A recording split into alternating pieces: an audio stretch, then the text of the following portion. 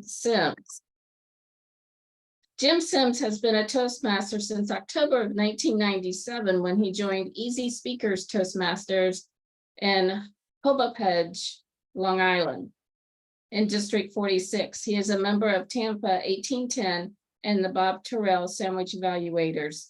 Jim is a Pisces and loves the beach, where he was this Monday night, and he shares what he has learned. Please welcome Mr. Jim Simms. One of my future speeches is going to be about the pronunciation of Indian names from Long Island. Hapag. Hapag is where I went to Easy Speakers Toastmasters.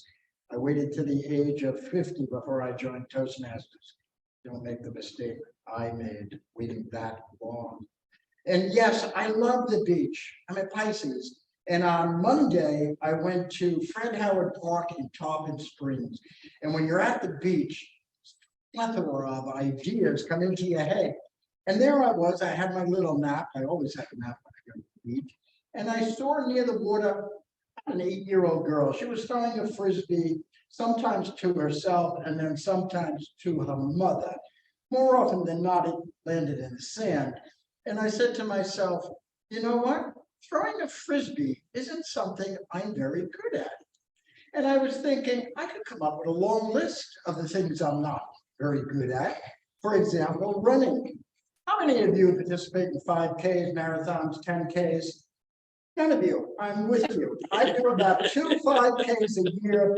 One is the Pumpkin Run by the Bob Sierra YMCA in November, and the other one is the Rap River Run in June. It's to benefit a runaway and youth crisis shelter that I helped put that event together in 2007.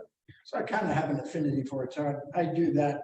But running isn't something I do a whole lot of. But when I was a freshman in high school, I participated in the track contest. Archbishop Malloy High School won many a track championship in the city of New York. And at that freshman meet, that very first week, I participated in the 880 4x4 relay. Finished in second place, got a silver medal. I still have that medal. It is the only medal I ever got for track. But what they said is, if you won a medal, you ought to come out for the track team. I did that for about 2 weeks, and I thought, wow, this is pretty boring. Another thing that I don't drink too much of is drink water. Now, everyone knows you should probably do, I think, 64 ounces of water a day. If I'm at the Bob Sierra YMCA or umpiring a baseball game, more often than not, I have an ample amount of water. If I'm not doing that, I might not even have a glass. So I'm thinking, what are some of the things I'm good at? And being a Toastmaster for 24 years, I would tell you one of the things I think I'm good at is I try to share speeches that are just a conversation. I try to make it as if I'm talking to my best friend, although maybe in a little bit more formal setting. And I find that by doing that, my tone is genuine and less robotic, and I connect with people. Another thing that I'm trying to do and I work on is eye contact. I usually try to make eye contact. At one time, I was called a glancer because I made eye contact, but it was rather fleeting. 1 set of eyes per thought, 1 set of eyes for 5 to 8 seconds. And another thing I think I'm good at in Toastmasters is being a storyteller. When you tell a story is when you connect with an audience. And thinking about that little 8-year-old girl on the beach with a Frisbee is the beginning of the story. I'd like to share with you something from the eulogy that Ted Kennedy Jr. delivered for his father's funeral, August 2009. Ted Kennedy was 47 at the time. You may recall, as a 12-year-old, he had bone cancer and he had his right leg amputated. His cancerous right leg was amputated, but he spoke about his father at his funeral at Our Lady of Perpetual Help in Roxbury, Massachusetts. Ted Jr. said, he taught me that nothing is impossible. During the summer months when I was growing up, my father would arrive late in the afternoon from Washington on Fridays.